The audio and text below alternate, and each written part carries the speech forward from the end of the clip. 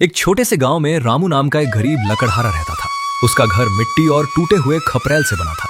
बरसात आते ही छत से पानी टपकने लगता था। घर में ना कोई बड़ी दौलत थी, ना कोई जमीन जायदाद। बस 2 वक्त की रोटी जुटाने के लिए रामू दिन रात मेहनत करता था। हर सुबह सूरज निकलने से पहले वो अपनी पुरानी कुल्हाड़ी कंधे पर रखकर जंगल चला जाता और शाम तक लकड़ियां काट कर बाजार में बेचता। लेकिन मेहनत इतनी और कमाई इतनी कम कि कई बार घर में सिर्फ सूखी रोटियां ही बन पाती थी। उसकी पत्नी गीता बहुत समझदार और शांत स्वभाव की महिला थी। गरीबी में भी उसने कभी शिकायत नहीं की। दोनों पति पत्नी एक दूसरे का सहारा बनकर जिंदगी काट रहे थे। गीता मिट्टी के चूल्हे पर रोटियां सेंक रही थी, वहीं रामू अपनी पुरानी फटी हुई चप्पल पहन रहा था। रामू, आज मत जाओ जंगल, मौसम बहुत खराब है। देखो ना कैसे तूफान आने वाला लग रहा है। मौसम खराब है गीता, लेकिन घर की हालत उससे भी ज्यादा खराब है। मैं सच कह रही हूँ, मेरा मन बहुत घबरा रहा है। डर मत, भगवान सब ठीक करेगा। भगवान तभी मदद करता है जब इंसान अपनी जान की भी कीमत समझे। गरीब आदमी की जान की कीमत कौन समझता है गीता? कम से कम मैं तो समझती हूँ। गीता की आंखें नम हो गईं। उसने धीरे से चूल्हे की आंच कम की और रामू के पास आकर बैठ गई। कल रात से तुम्हें बुखार है, हाथ भी कांप रहे हैं तुम्हारे। थोड़ा बुखार ही तो है, काम करूंगा तो ठीक हो जाएगा। तुम हमेशा खुद को मजबूत दिखाने की कोशिश करते हो। अगर मैं कमजोर पड़ गया तो ये घर कैसे चलेगा? घर पैसे से नहीं, अपने लोगों से चलता है। और अपने लोगों को जिंदा रहने के लिए खाना चाहिए। कुछ पल के लिए दोनों चुप हो गए। बाहर बारिश की बूंदें तेज होने लगी थी। घर की टूटी छत से पानी टपककर मिट्टी के फर्श पर गिर रहा था। गीता ने कपड़े में 2 सूखी रोटियां और थोड़ा सा नमक बांधा। ये साथ ले जाओ। तुमने खाया? पहले तुम खाओगे। हर बार ऐसा मत किया करो गीता। हर बार तुम भी तो अपनी भूख छुपा लेते हो। मैं आदमी हूँ, सह सकता हूँ। और मैं तुम्हारी पत्नी हूँ, तुम्हारा दर्द समझ सकती हूँ। रामू हल्का सा मुस्कुराया। उसने गीता के सिर पर हाथ रखा। एक दिन सब बदल जाएगा गीता। मुझे बड़े सपने नहीं चाहिए रामू, बस इतना चाहिए कि तुम हर शाम सही सलामत घर लौट आओ। मैं जल्दी लौटूंगा। वादा? वादा। रामू कुल्हाड़ी उठाकर घर से बाहर निकल गया। बारिश अब और तेज हो चुकी थी। रास्ते में कीचड़ था, लेकिन उसके कदम नहीं रुके। गांव के बाहर उसे उसका दोस्त मोहन मिला। मोहन एक पेड़ के नीचे खड़ा बारिश से बचने की कोशिश कर रहा था। अरे रामू, तू सच में जंगल जा रहा है? हाँ भाई। आज तो पागल भी घर से बाहर ना निकले। पेट की आग इंसान से सब कुछ करवा देती है। तुम भी ना, जिंदगी भर बस मेहनत करते रहो। मेहनत बुरी चीज नहीं होती, लेकिन गरीब रहना बुरी चीज होती है। गरीब वो नहीं जिसके पास पैसा कम हो, गरीब वो है जिसका दिल छोटा हो। बड़ी बड़ी बातें करने से कुछ नहीं होता। गलत रास्ते पर चलकर अमीर बनने से अच्छा है सही रास्ते पर चलकर गरीब रहना। यही सोच तुम्हें जिंदगी भर लकड़हारा बनाए रखेगी। और लालच इंसान को इंसान नहीं रहने देता। मोहन हंस पड़ा। उसे रामू की बातें किताबों जैसी लगती थी। वो जंगल की ओर बढ़ने लगे। जंगल के अंदर अंधेरा छाया हुआ था। हवा इतनी तेज थी कि पेड़ों की शाखाएं डरावनी आवाजें निकाल रही थी। कुछ देर बाद दोनों लकड़ियां काटने लगे। अचानक मोहन की नजर मिट्टी में दबी किसी चमकती चीज पर पड़ी। रामू, जल्दी इधर आ। क्या हुआ? देख, यहाँ कुछ चमक रहा है। दोनों घुटनों के बल नीचे बैठे। रामू ने मिट्टी हटाई तो वहां एक भारी सोने का हार पड़ा था। हार पर हीरे जड़े हुए थे। वो बहुत कीमती लग रहा था। दोनों कुछ पल तक चुपचाप उसे देखते रहे। अरे वाह, अब तो हमारी किस्मत बदल गई। ये किसी का लगता है। तो क्या हुआ, अभी हमारा है। नहीं, जो चीज हमारी नहीं उसे अपना नहीं कह सकते। अरे सोच, इसे बेच देंगे तो कितने पैसे मिलेंगे? लेकिन ये गलत होगा। गलत? गरीब आदमी के लिए कोई सही गलत नहीं होता। इंसान की पहचान उसके हालात से नहीं उसके कर्मों से होती है। तुम्हें सच में समझ नहीं आता या समझना नहीं चाहते? मैं सिर्फ इतना जानता हूँ कि मेहनत की कमाई में बरकत होती है। और मुफ्त का पैसा जिंदगी बदल देता है। मुफ्त का पैसा अक्सर इंसान को बर्बाद भी कर देता है। मोहन के चेहरे पर लालच साफ दिखाई दे रहा था। उसकी आंखें बार बार उस हार पर टिक रही थी। बिजली जोर से चमकी। बारिश और तेज हो गई। सुनो, हम दोनों आधा आधा बांट लेते हैं। नहीं, किसी को पता भी नहीं चलेगा। लेकिन भगवान सब देखता है। भगवान ने ही तो ये मौका दिया है। भगवान परीक्षा भी लेता है मोहन। तुम जिंदगी भर गरीब ही रहोगे। अगर ईमानदारी से गरीब रहना पड़े तो मुझे मंजूर है। तुम्हें अपने बच्चों का भी ख्याल नहीं?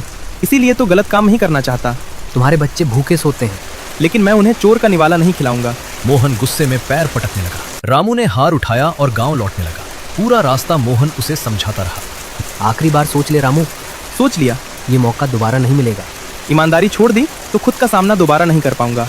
जब दोनों गांव पहुंचे तो चौपाल में भीड़ लगी हुई थी। गांव के अमीर व्यापारी सेठ धनराज बहुत परेशान दिखाई दे रहे थे। जिसने भी मेरी पत्नी का सोने का हार लौटाया उसे बड़ा इनाम मिलेगा। रामू और मोहन एक दूसरे को देखने लगे। रामू धीरे धीरे आगे बढ़ा। सेठ जी, क्या ये वही हार है? सेठ धनराज ने जैसे ही हार देखा, उनकी आंखें चमक उठी। अरे हाँ, यही है। बेटा, तुम्हें ये कहाँ मिला? जंगल में पड़ा मिला था। और तुम इसे सीधे यहाँ ले आए? जी, ये आपका था। बेटा, आजकल लोग छोटी चीज लौटाते नहीं, और तुम इतना कीमती हार वापस ले आए।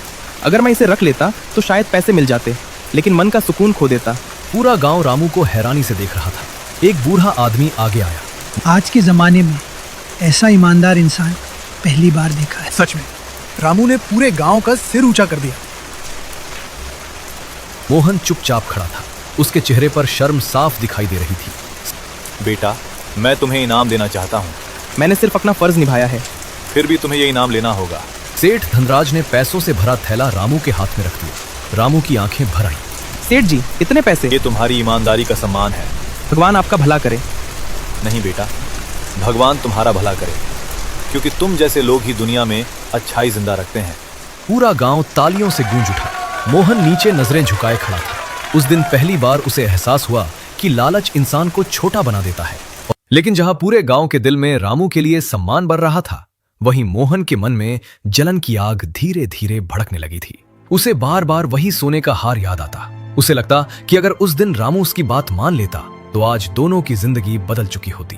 उस रात मोहन अपने घर के बाहर अकेला बैठा था। आसमान साफ था, लेकिन उसके मन में तूफान चल रहा था। कितनी बड़ी गलती कर दी मैंने। तभी उसकी पत्नी कमला वहां आई। क्या सोच रहे हो इतने देर से? बस किस्मत को कोस रहा हूँ, किस्मत को क्यों? क्योंकि वो मौका मेरे हाथ से निकल गया। कौन सा मौका? अगर वो हार हम रख लेते तो आज हमारी गरीबी खत्म हो जाती। लेकिन वो गलत होता। गलत?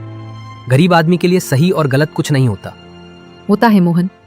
इंसान चाहे कितना भी गरीब हो, अगर उसकी नीयत साफ है तो वो अमीर है। ये बातें पेट भरा होने पर अच्छी लगती हैं। और लालच इंसान को अंधा बना देता है। मोहन चिढ़कर उठ गया। बस करो, हर कोई मुझे ज्ञान देने लगा है। मैं तुम्हें रोकना चाहती हूँ, क्योंकि तुम्हारी आंखों में मुझे लालच दिखाई दे रहा है। लालच नहीं, मजबूरी है। मजबूरी इंसान को मेहनती बनाती है, बेईमान नहीं। मोहन बिना कुछ बोले वहां से चला गया। उसके मन में बेचैनी बढ़ती जा रही थी। अगले दिन गांव के बाजार में लोग फिर रामू की तारीफ कर रहे थे। मैंने सुना सेठ धनराज ने रामू को बहुत बड़ा इनाम दिया। और देना भी चाहिए। इतना ईमानदार इंसान कहाँ मिलता है आजकल। भगवान ऐसे लोगों का साथ जरूर देता है। पास खड़ा मोहन सब सुन रहा था। उसे लग रहा था कि हर कोई सिर्फ रामू को ही महान समझ रहा। तभी गांव का एक चालाक आदमी कालिया वहां आया। कालिया चोरी और धोखाधड़ी के लिए बदनाम था। उसने मोहन के चेहरे की बेचैनी तुरंत पहचान ली। क्या बात है मोहन, बहुत परेशान लग रहे हो। कुछ नहीं। मुझे मत छुपाओ, मैं चेहरे देखकर इंसान का हाल समझ जाता हूँ। बस जिंदगी से परेशान हूँ। जिंदगी से नहीं, गरीबी से परेशान हूँ। हाँ, शायद। और तुम्हारा दोस्त रामू अब गांव का हीरो बन गया है। मोहन चुप हो गया। सच बताऊं, तुम्हें वो हार अपने पास रख लेना चाहिए था। अब ये बात कहने से क्या फायदा? फायदा अभी भी हो सकता है। क्या मतलब? गांव में अमीर लोग बहुत हैं। थोड़ा दिमाग लगाओ, जिंदगी बदल जाएगी। मैं चोरी नहीं कर सकता। चोरी? अरे इसे किस्मत बदलना कहते हैं। लेकिन अगर पकड़े गए तो? डरोगे तो जिंदगी भर गरीब रहोगे। कालिया की बातें धीरे धीरे मोहन के दिमाग में उतरने लगी। उस रात मोहन सो नहीं पाया। उसके मन में रामू की बातें भी घूम रही थीं और कालिया की बातें भी। एक तरफ ईमानदारी थी, दूसरी तरफ जल्दी अमीर बनने का लालच। अगली सुबह रामू लकड़ियां काटने जाने की तैयारी कर रहा था। तभी मोहन उसके घर पहुंचा। अरे मोहन, आओ बैठो। नहीं, मुझे तुमसे जरूरी बात करनी है। क्या हुआ? तुम्हें सच में लगता है कि ईमानदारी से जिंदगी बदल सकती है? क्यों नहीं। लेकिन तुम अभी भी गरीब हो। गरीब हूँ, लेकिन चैन से सोता हूँ। चैन से पेट नहीं भरता। गलत रास्ते का पैसा इंसान का चैन छीन लेता है। कभी कभी लगता है कि भगवान सिर्फ अमीरों का साथ देता है। नहीं मोहन, भगवान इंसान की परीक्षा लेता है। और अगर इंसान थक जाए तो? तब उसे हार नहीं माननी चाहिए। मोहन कुछ देर तक चुप रहा। अगर तुम्हें फिर से कोई खजाना मिल जाए तो क्या फिर लौटा दोगे? हाँ। बिना सोचे? क्योंकि गलत चीज रखने से डर लगता है। और गरीबी से नहीं? गरीबी कुछ समय के लिए दुख देती है, लेकिन बेईमानी पूरी जिंदगी। मोहन के मन में फिर संघर्ष शुरू हो गया। वो वहां से चला गया, लेकिन उसके कदम उसे बार बार कालिया की बातों की तरफ धकेल रहे थे। उस रात गांव में तेज हवा चल रही थी। ज्यादातर लोग अपने घरों में सो चुके थे। मोहन चुपके से अपने घर से बाहर निकला। उसके चेहरे पर डर भी था और लालच भी। वो धीरे धीरे सेठ धनराज के बड़े गोदाम की ओर बढ़ने लगा। बस आज के बाद मेरी गरीबी खत्म हो जाएगी। गोदाम के बाहर गहरा सन्नाटा था। मोहन ने धीरे से दरवाजा खोला और अंदर घुस गया। अंदर अनाज की बोरियां और पैसों से भरा संदूक रखा था। उसके हाथ कांप रहे थे। बस थोड़ा सा पैसा, फिर सब ठीक हो जाएगा। जैसे ही उसने संदूक खोलने की कोशिश की, अचानक पीछे से आवाज आई। मोहन, मोहन बुरी तरह घबरा गया। उसके हाथ से संदूक का ढक्कन गिर पड़ा। उसने पलट कर देखा, सामने रामू खड़ा था। रामू, तुम यहाँ? मैं तुमसे यही सवाल पूछ सकता हूँ। मैं सच बोलो मोहन। मोहन की आंखें झुक गईं। मैं मजबूर हूँ रामू। मजबूरी इंसान को मेहनत करना सिखाती है, चोरी नहीं। तुम नहीं समझोगे। समझने की कोशिश तो करो। मैं थक गया हूँ गरीबी से। मैं भी गरीब हूँ। लेकिन तुम्हारे पास सम्मान है। सम्मान रातों रात नहीं मिलता, सालों की सच्चाई से मिलता है। मुझे भी अच्छा जीवन चाहिए। अच्छा जीवन गलत रास्ते से नहीं मिलता। मोहन की आंखों में आंसू आ गए। मैंने हमेशा तुम्हारा मजाक उड़ाया, लेकिन आज खुद अपनी नजरों में गिर गया हूँ। अभी भी समय है दोस्त। अगर गांव वालों को पता चल गया तो? मैं किसी को कुछ नहीं बताऊंगा। तुम मुझे बचा लोगे? दोस्ती सिर्फ खुशी में साथ देने का नाम नहीं होती, गलत रास्ते से वापस लाने का नाम भी होती है। मोहन फूट फूट कर रो पड़ा। उसी समय बाहर कुछ लोगों की आवाजें सुनाई दी। कौन है वहां अंदर? मोहन डर से कांपने लगा। अब क्या होगा? सच का सामना होगा। दरवाजा खुला और गांव वाले अंदर आ गए। उनके साथ सेठ धनराज भी थे। अरे, तुम दोनों यहाँ क्या कर रहे हो? मोहन के चेहरे से पसीना बहने लगा। वो घुटनों के बल बैठ गया। सेठ जी, मुझे माफ कर दीजिए। मैं बहुत बड़ी गलती करने जा रहा था। क्या तुम चोरी करने आए थे? मोहन रोते हुए सिर झुका लिया। हाँ। गांव वाले गुस्से में बातें करने लगे। इसे पुलिस के हवाले कर दो। ऐसे लोगों की वजह से गांव बदनाम होता है। तभी रामू आगे आया। नहीं, इसे एक मौका दीजिए। लेकिन ये चोरी कर रहा था। गलती इंसान से ही होती है, लेकिन इसे सजा मिलनी चाहिए। अगर हर गलती करने वाले को सिर्फ सजा मिले तो सुधारने का मौका कौन देगा? पूरा माहौल शांत हो गया। मोहन हैरानी से रामू को देख रहा था। जिस इंसान का उसने हमेशा मजाक उड़ाया, वही आज उसे बचाने के लिए खड़ा था। उसकी आंखों से लगातार आंसू बह रहे थे। रामू, आज समझ आया कि असली अमीरी दिल की होती है।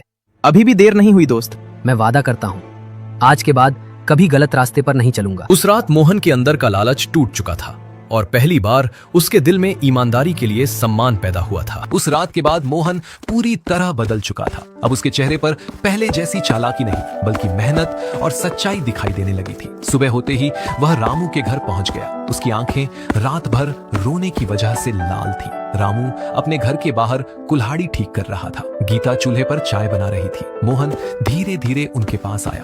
रामू, अरे मोहन, आओ। क्या तुम सच में मुझे माफ कर चुके हो? दोस्ती में माफी नहीं होती, साथ होता है। मैंने हमेशा तुम्हें कमजोर समझा, लेकिन असली ताकत तो तुम्हारे अंदर है। इंसान की असली ताकत उसके हाथों में नहीं, उसके चरित्र में होती है। क्या तुम मुझे अपने साथ काम करने दोगे? क्यों नहीं, आज से हम दोनों साथ मेहनत करेंगे। गीता मुस्कुराई और दोनों के लिए चाय लेकर आई। अगर इंसान अपनी गलती मान ले तो वो बुरा इंसान नहीं रहता। भाभी, मुझे माफ कर दीजिए। भगवान तुम्हें सही रास्ते पर बनाए रखे। उस दिन के बाद रामू और मोहन रोज साथ जंगल जाने लगे। दोनों मेहनत करते, लकड़ियां काटते और बाजार में बेचते। धीरे धीरे मोहन समझने लगा कि मेहनत की कमाई भले कम हो, लेकिन उसमें सुकून बहुत होता है। कुछ महीनों बाद गांव में एक बड़ी समस्या आ गई। लगातार बारिश की वजह से नदी का पानी बढ़ने लगा, खेत डूबने लगे। गांव वालों के घरों तक पानी पहुंचने लगा। चारों तरफ डर और अफरा तफरी फैल गई। गांव की चौपाल में पंचायत बुलाई गई। सेठ धनराज, बाबा हरिदास और बाकी गांव वाले वहां मौजूद थे। हमें नदी के पास मजबूत बांध बनाना होगा। लेकिन इतना बड़ा काम कौन करेगा? तभी रामू आगे आया। अगर पूरा गांव मिलकर मेहनत करे तो कुछ भी असंभव नहीं है। हाँ, हम सब साथ काम करेंगे। पहली बार गांव वालों ने मोहन की बात पर भरोसा किया। सभी लोग काम में जुट गए। कोई मिट्टी ला रहा था, कोई पत्थर जमा कर रहा था, कोई लकड़ियां काट रहा था। बारिश लगातार हो रही थी, लेकिन किसी ने हार नहीं मानी। रामू और मोहन सबसे आगे खड़े होकर काम कर रहे थे। रामू, पहले मैं सोचता था पैसा ही सबसे बड़ी ताकत है, और अब समझ आया, इंसान का साथ और मेहनत सबसे बड़ी ताकत होती है। पूरा दिन मेहनत करने के बाद आखिरकार बांध तैयार हो गया। नदी का पानी रुक गया। गांव बच चुका था। पूरा गांव खुशी से झूम उठा। बच्चे ताली बजाने लगे। अगर रामू और मोहन नहीं होते तो आज हमारा गांव बर्बाद हो जाता। इन दोनों ने गांव को बचा लिया। सेठ धनराज आगे आए। आज मुझे तुम दोनों पर गर्व है। सेठ जी, ये सब रामू की वजह से हुआ है। अगर उस दिन इसने मुझे नहीं रोका होता तो मैं शायद हमेशा के लिए गलत इंसान बन जाता। रामू मुस्कुराया। इंसान बुरा पैदा नहीं होता, उसके फैसले उसे अच्छा या बुरा बनाते। कुछ दिनों बाद सेठ धनराज ने पूरे गांव के सामने एक बड़ी घोषणा की। मैंने फैसला किया है कि गांव में एक नया स्कूल बनाया जाएगा। पूरा गांव खुश हो गया और उस स्कूल की जिम्मेदारी रामू संभालेगा। रामू हैरान रह गया। लेकिन सेठ जी, मैं तो सिर्फ एक साधारण लकड़हारा हूँ। नहीं रामू, तुम सिर्फ लकड़हारे नहीं हो, तुम इस गांव की प्रेरणा हो। गीता की आंखों में खुशी के आंसू आ गए। देखा रामू, भगवान देर करता है लेकिन न्याय जरूर करता है।